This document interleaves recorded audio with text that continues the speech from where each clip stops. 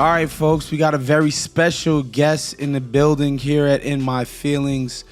You've seen her elsewhere on the network, chopping it up with Sirit, one of the indispensable voices in WNBA media, but also, to me, one of the smartest people in NBA media for my money. She's a senior staff writer at The Athletic. Excuse me, she's a staff writer. She's about to get promoted, though. We're manifesting this promotion, Sabrina. Sabrina Merchant, man, welcome to the show. Thanks for having me.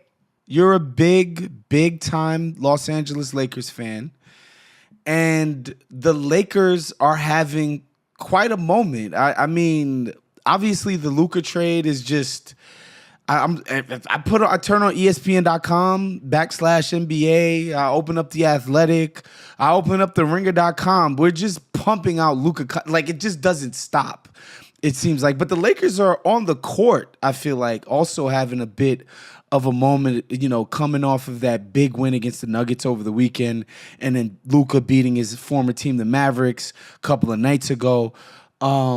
How do you feel about the way the team is playing right now, specifically? I would say other than the game against the Nuggets, I haven't been overwhelmingly impressed with how the Lakers have played. I mean, we're talking about a team that did just lose to the Charlotte Hornets, who have produced, since then, maybe the worst 4-game stretch in NBA history. So, ups and downs. But... beating the Nuggets is obviously a very important bar for the Lakers to clear. So being able to do that in Denver, realizing that with Luka, there is a pathway to at least achieving this one, milestone for the Lakers is pretty important. Yeah, it's funny that you mentioned those two games, the Charlotte game, the Denver game, which I happen to watch both. The Charlotte game was kind of hilarious to me because it was indicative of like many LeBron teams, I would say since 2012. Basically, a lot of LeBron teams have a penchant for doing what I call cool guy basketball. Like when they're playing a team that's clearly beneath them, they will just play to that level and then eventually turn it on and win. And they did it all the time in Miami. All the time in Cleveland. I think most of the Lakers teams have been like that, except for 2020, where they just like played hard every game on defense, had the best defense in the league. That was like the exception to the LeBron rule, where there will be these cool guy moments. But Denver felt like the opposite of that. Charlotte felt like, we got up 14. We basically went to sleep, got caught slipping. Denver was they just came out and were fired up from the beginning. What did you notice most about that Denver game? So I think, first of all, you mentioned Lakers having the number one defense in 2019-20. Well, for the last 18 games or so, they've had the number one defense in the NBA this season. And most of that has come without Anthony Davis, who obviously is no longer on the team. But even when he was on the team, was hurt before the Lakers traded him. So it is pretty impressive to me that the Lakers have cobbled this identity of being just super aggressive on defense. They're long, they're rangy. They don't really have a center, but they switch a lot, and they're actually disciplined with their switching now, as opposed to just conceding any switch a perimeter player wants at the top of the key. And the way that they've just been collapsing, whether that was on Jokic, I thought they applied a lot of pressure there, or I guess the Jazz aren't really a good example of this, but back in that Knicks game, the way that they applied pressure on Cat and Jalen Brunson, I think they've just have really good defensive game plans going into games and executed well. And they don't have a ton of defensive talent, I would say, but Dorian Finney-Smith knows what he's doing. Jared Vanderbilt is good for 15 minutes. Jackson Hayes, I don't think has been stretched beyond a role, but he's at least a good switchy big. And if he gets caught on an island against a perimeter player, I don't think he is completely outclassed in that situation. So I like that there's this new defensive identity that they sort of cobbled together without this massive Anthony Davis patrolling the paint. And they're just a little bit more flexible than they were with Davis. And I don't think they're necessarily as good as they were, but they have the ability to try different things out and be a little bit more gimmicky in certain situations defensively. And yeah, it's going to result in we're going to dare Dante Exum to make a lot of threes against us, and if it happens, it happens. But I do think that at least the effort has been there. LeBron has just been defending his ass off over these past few games. And to me, that's the sign of when things are getting serious, if LeBron is trying on both ends of the floor. So that's sort of what has stuck out to me of late. Yeah, the LeBron thing to me, because he is a weather vane for every single team that he's on. The thing about watching LeBron now is like being amused by like these sort of they're related to the game, but only kinda, right? It's like watching him play ever since the Luka trade was executed. Like even before Luka got to the team, like those games before Luka started playing, he was playing extremely hard in the what felt like just random regular season games. I'm like, yo, man, this guy is rejuvenated. And to hear all the things that he said about Luka since he's come in, he's been my favorite player and blah blah blah, and just saying all League the pass right alert for things. Luka Doncic all the time, right? Oh my goodness. It's just watching LeBron sort of adapt and evolve with this Luka thing has been pretty cool too. I mean, you can say that, and then also we have the moment at the end of the Dallas Mavericks game where realizing that LeBron is not going to be the one who gets asked to do the post-game interview. They get the final stop. He just walks into the tunnel before the clock is even expired because he knows this moment is not about him. So, there's both sides of that, I would say. Yeah, no, it's kind of funny. Just all of it, just the attention sucking that the Luka thing has done, and we know LeBron has just been just a fulcrum of just attention gathering, like since he's been in the league, and now he's playing with somebody finally who actually is drawing that much, and for both bad and good reasons. We know we know what was said about him from the Dallas camp. They've basically just killed the guy in the press, and they haven't stopped. It's been what? It's been like 3 weeks and change now, They and did they're it again still after this game. yes. Amick put out a thing, and like it's crazy. They're still killing him. But so, of course, you're a fan of the team. You're paying attention to the new acquisition. Vis-a-vis Luka and the rumor mill and the slandering that happened after he left. What have you thought about his conditioning and his effort since, being injected into the lineup? Okay, so the first thing I'm going to say is that yellow is a tough color for white dudes. It is really hard to look good in yellow. You have to be in pristine shape for this color to work out for you. And that is not how I would describe Luka Doncic. So I tell you, the minute he gets a purple jersey on, it looks like he's in so much better shape, which I don't believe that anything meaningfully changed in those 4 days. But the darker color is a little bit slimming. It looks better on him. I hope the Lakers consider that as we move forward, a little more white and purple because the Lakers don't wear gold anymore. Let's be clear. The Nike jerseys are yellow, and it's just Yellow. It's not a good look for Luka. That's the first thing, honestly, that has stood out to me about the Luka. The body, experience. not to body shame the guy, but the body is gonna need some work to get to. I mean, its he's peak. making Austin Reeves look cut. Like that, Yeah. the direct comparison between the two of them, which I've never really thought that independently about Austin, who, many gifts. Fair. It is curious to me that like there has been so much conversation about his body and about his fitness because like again, the man just led you to the NBA finals. It's not like he's being held back by his particular physique. And I understand that like everybody goes through the phase where they have that one summer where, you had like skinny Marc Gasol and Jokic had his year and Kevin Love went through this, right? Like everybody has their moment and he's only 25. I have to believe that it is coming. But I just haven't seen any instances thus far where like I feel like he's being held back by the fact that he is not in LeBron James shape.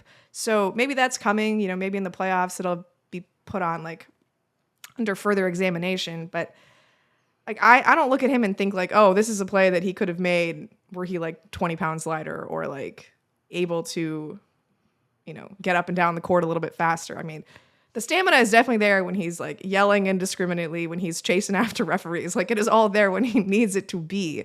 So I'm not terribly concerned about the fitness so far. I think guys, they mature, they start to take things more seriously. I do believe there's going to be a point where Luka comes back and he's in pristine shape in a way that he hasn't been before, probably after a summer where he's not playing for Slovenia. So I think it'll happen. I understand. I don't expect like this to be the Luka that I'm going to see for the rest of his Laker career. Yeah, 100%. Maybe that's like rose-colored glasses, but I do believe that. I don't think so. I think the calf injury was real, especially that first game back. I don't think he took a single shot in the paint. It was just straight up jump shot, step backs. It felt like he couldn't, do his start and stop, stutter step thing and get by people that we're just used to.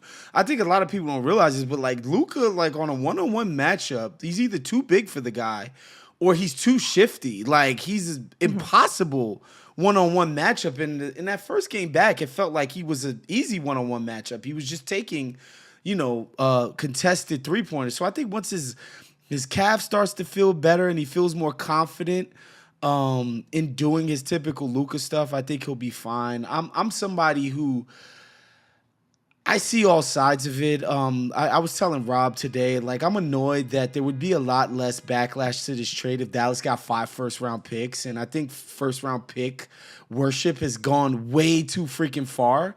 And I think the collective media would have just loved the trade if Dallas got 6 first-round picks, no matter how trash they were, right? It would just be nice to just, look at all of those picks.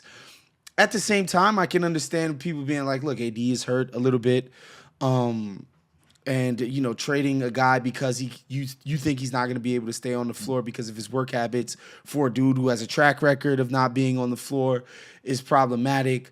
At the same time, like if I'm about to hand a guy 350 million smackaroos, like I'm sorry, like I want to know that this guy is going to bust his ass every single day from my organization. If I'm like, I not of the understand belief that Andrew Wiggins is just going to promise you that he's going to work harder and then we're all good. Oh my God, dude. Oh my God. Glenn Taylor saw this and was like, what is this guy thinking? He could just get a verbal agreement for, stringent workouts. I see all sides of it. I tend to be with you though. I think Luka, we haven't even close to scratch the surface of the things that this guy's going to achieve in a Lakers uniform. I want to move the conversation to your fellow Dookie, JJ Redick, who I want to give him his props, Sabrina, because I was somebody who thought Laker fans were being a bit hyperbolic about Darvin Ham's shortcomings as a coach. I did a mini victory lap early in the season when JJ jerked the lineups around because the defense was stinking up the joint. And I was like, what do you know? Maybe defense matters and D-Lo is a bum and all of this stuff. But, JJ Redick is coaching him up. I don't know what else to say. He is coaching this group up. What are your feelings and thoughts about watching JJ this season? I will say I was a little tired of JJ Redick, the podcaster, so I'm glad that I don't have to just avoid that anymore. Wait, which one? Old Man in the 3 or Mind the Game? I never watched Mind the Game. I don't think I needed to. Wow, crazy. Apparently that's only for the true basketball sickos, so forgive me. But no, I'm with you. I think Darvin Ham got a little bit of a raw deal just based on the track record of what he accomplished, Western Conference Finals berth, even though that season started with the Russell Westbrook catastrophe and then an in-season tournament title, which apparently Darvin Ham is very good at that. But when the players tune you out, I think the organization is kind of just bound to move on. Yeah. And clearly there is more buy-in from LeBron and from the role players, frankly, towards JJ Redick than there has been, in previous seasons with Darvin Ham. And whether that is because JJ Redick is doing something special, if its personality is just a little bit different, or they're realizing that we just can't go through a coach every 2 years and have this be sustainable for our franchise. I'm not sure how much of the credit actually goes to JJ versus everybody just doing their job a little bit better, frankly.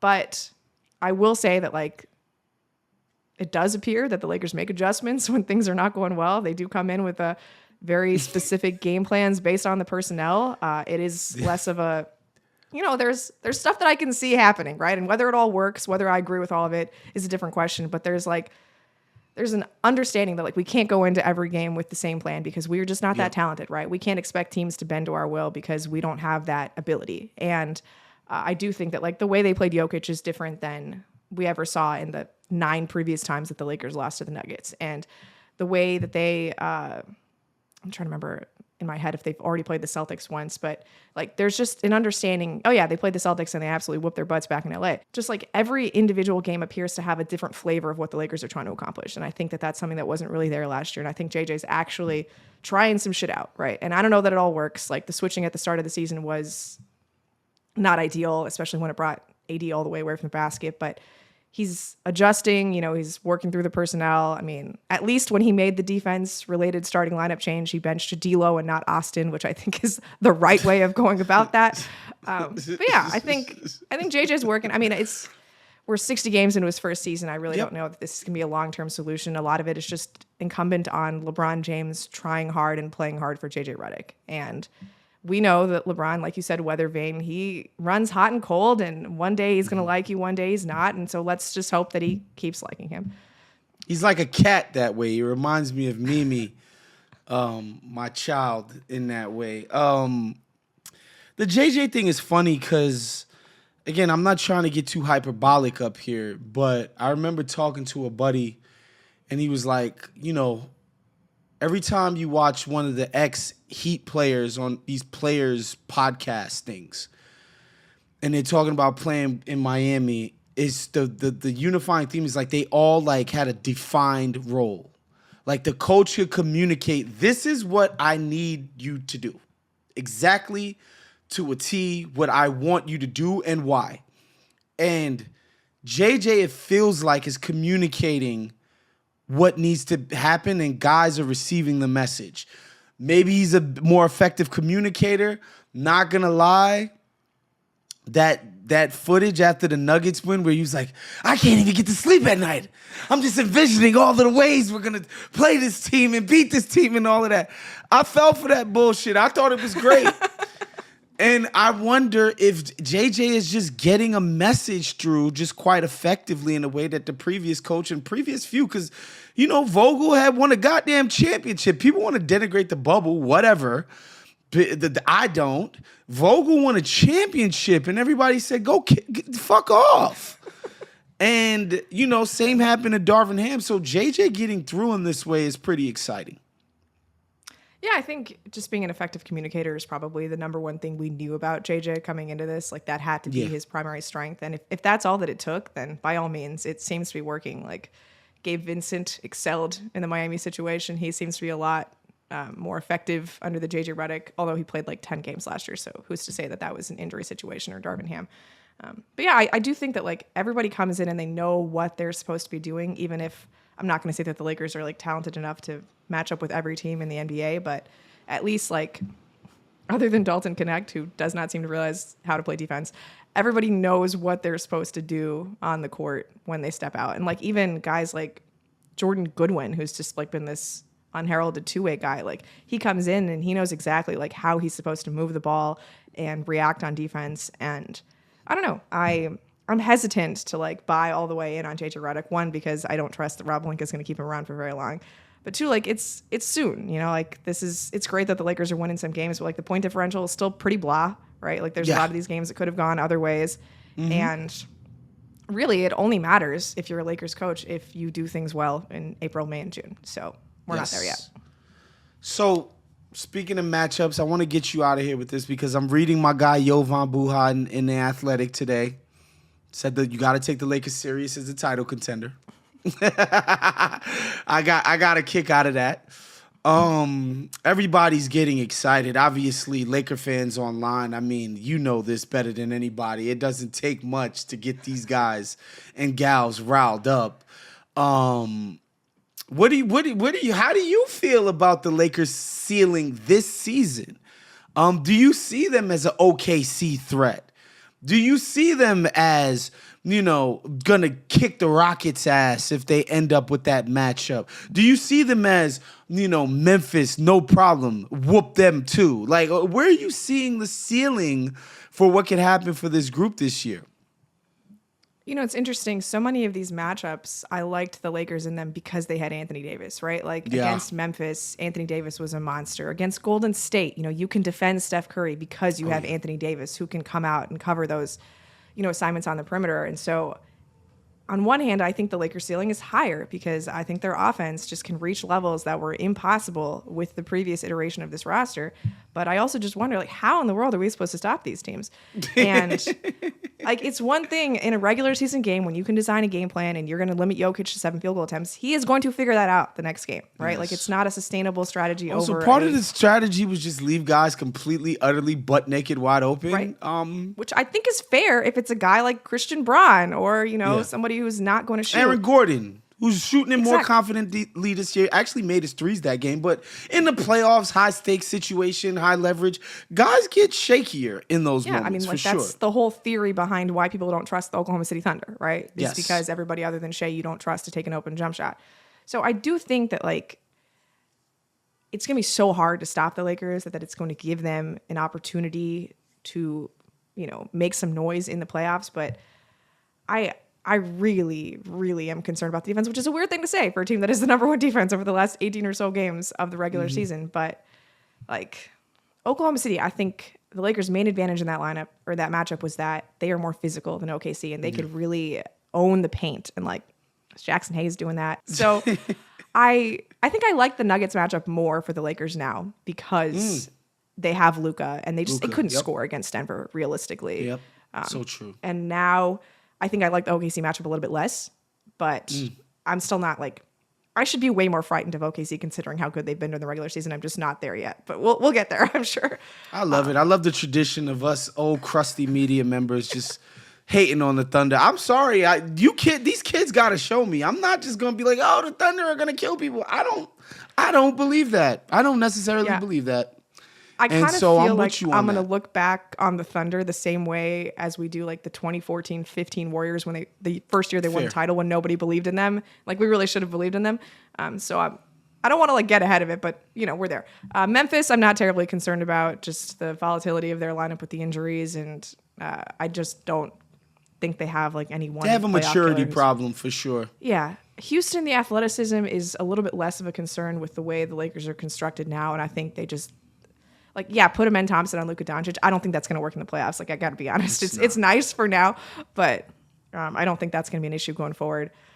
I just think that, like, you get to like a Cleveland or a Boston and the defense really concerns me at that point. But in the West, I still think the Thunder are the team to beat. But I wouldn't be surprised if the Lakers came out of the West. Like, they have Luka Doncic, who just came out of the West, and they have LeBron James, who apparently doesn't lose playoff series unless it's to the Denver Nuggets in the West. But I do think that it's going to be very matchup heavy, right? Like, I don't love the Thunder matchup. I don't love, Golden State I love a lot less now because how are you supposed to contain Steph? And I'm not sure how good the Warriors are going to be, like, seeding-wise, but there's some things that, like, concern me now. I mean, even, like, the Mavericks, right? Like, they were barely eking out a win against the Mavericks with no bigs. So what's going to happen when Derek Lively and Daniel Gafford and Anthony Davis are back? So there's pathways I can see working. Like, if you get, Rockets in the first round, Minnesota in the second round, like, sure, let the Lakers get to the Western Conference Finals. But there's also ways where I just don't see it working out. Got you. Man, tell the people where they can find your incredible work, find you on social. Like I said, she's one of the best in the business. Yeah, so as Wos said, I'm a staff writer at The Athletic covering mostly women's basketball, but this is best time of the year. We got the tournament about to start up, March Madness coming up. So, anything you need to know about the women's bracket, I am your gal at The Athletic. And on socials, I'm at Sabrina JM, everywhere you want to look. So, yeah. And, listen to the Athletic Women's Basketball Show, which is, I think, the best women's basketball podcast out there. There you go. Thank you for coming on the show, Sabrina. Talk to you soon. All right, folks, that's our show for today. Make sure you subscribe to the Ringer NBA, YouTube, Ringer Movies, Bill Simmons, all of that stuff. Make sure you find all of our YouTube pages. Make sure you like this video. I'm telling you guys, it helps with the YouTube algorithm, and hit the notification bell so that you're notified every single time we drop a brand new In My Feelings. We'll see you next time. Peace.